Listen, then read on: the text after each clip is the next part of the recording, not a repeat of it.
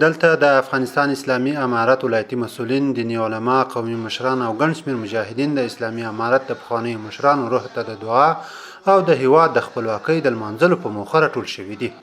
دیني علماو په خپلو خبرو کې ویل اوسنۍ خپلواکي د مجاهدینو د 20 کلنو زحمتونو او سرښندنو پایله ده چې ټول مسلمان ملت پرې خوښ دی او د زړه له تله یې هرکلی کوي.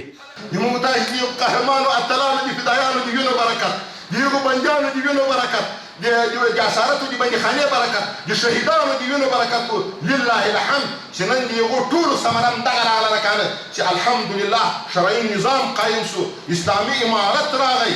دا ډېر د افتخار ځای ده، دا ډېر د ویاړ ځای ده. مبارک یم سه چې الله جل جلاله هغه مجاهدین، هغه سپېڅلي طالبان چې په دې قرآن کریم باندې ځانونه لولفه کړو، په دې قرآن کریم باندې ځانونه ټوکر ټوکر کړو، په دې قرآن کریم باندې خپلې وینې توی کړې، په دې قرآن کریم باندې خپل سرونه قربان کړو، نن الله جل جلاله هغوی خپل مقصد ته ورسول.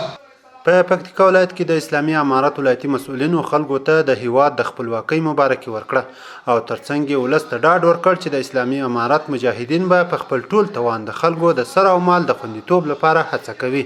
د اسلامي امارت په نمایندګۍ د پکتیکا درانه ولس ته د امن او همکارۍ ډاډ ورکوم او تاسې ټولو قدرمن نه ښه راغلاست وایم. الله تعالی په عمرونو کې برکت کا. یو ځل بیا د دې عظیمې فتحې او ازادۍ مبارکي درته یم. ازادۍ مو ګټلې ده.